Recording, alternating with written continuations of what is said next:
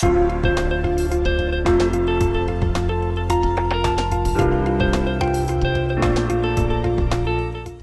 saudara-saudara yang saya kasih, mari kita bersatu dalam doa untuk sebelum kita merenungkan firman Tuhan pada hari ini. Bapa, Engkau yang berbicara bagi kami, Engkau yang berkuasa lewat firman-Mu, Engkau yang mampu untuk melakukan sesuatu yang besar dalam hidup kami.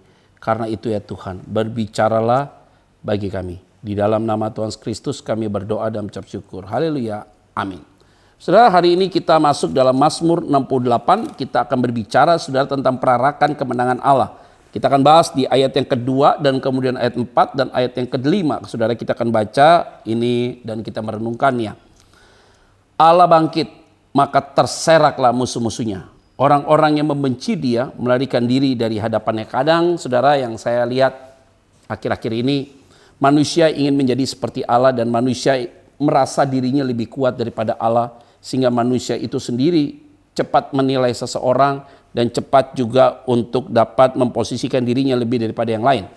Ini yang paling bahaya sekali saudara, sehingga yang menjadi musuh Allah adalah ketika kita ingin sama seperti dia. Itu yang menjadi seteru Allah, musuh Allah. Nah, ini yang menjadi satu bagian pengkoreksian bagi kita ketika kita tahu bahwa ketika Tuhan bangkit, maka musuh-musuh itu akan berserak-serak. Ingat, dia tidak pernah tertidur.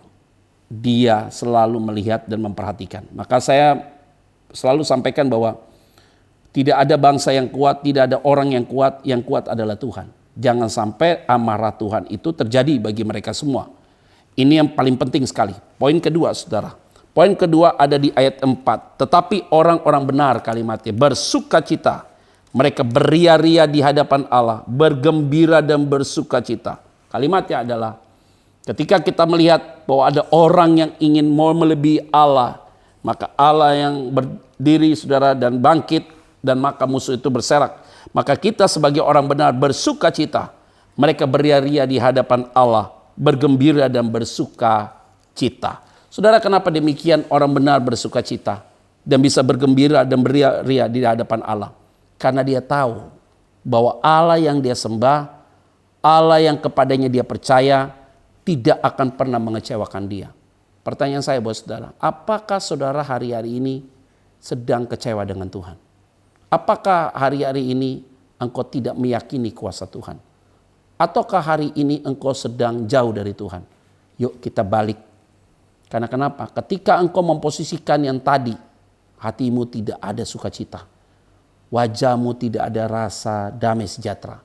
Maka ketika kita tahu bahwa Allah tidak pernah mengecewakan engkau, engkau melihat karyanya yang luar biasa dalam hidupmu, ingat, engkau akan bergembira dan beria-ria di hadapannya. Poin yang ketiga di ayat yang kelima. Bernyanyilah bagi Allah, mazmurkanlah namanya, buatlah jalan bagi dia yang berkendaraan melintasi awan-awan. Namanya ialah Tuhan, beria-rialah di hadapan Tuhan. Ekspresi orang yang bersukacita dan berdamai sejahtera dan beria-ria yaitu apa? Dia bernyanyi dan bermazmur bagi Tuhan. Pertanyaan saya juga kembali, apakah saudara ada waktu untuk terus bersukacita pada Tuhan, beria-ria, bernyanyi dan bermazmur bagi Dia? Maka kita harus ada waktu khusus dengan Tuhan. Perenungan ini adalah menjadi satu dasar saja, tetapi hubungan pribadimu dengan Tuhan yang dimana engkau menyediakan waktu khusus dengan Tuhan, memuji Dia, bermazmur bagi Dia, maka di saat itulah engkau sedang mengagungkan kuasa Tuhan. Ingat baik-baik, ketika Allah bangkit, musuh itu berserak-serak. Dan hari ini, sukacita, damai sejahtera ada dalam hatimu. Mari kita bersatu dalam doa.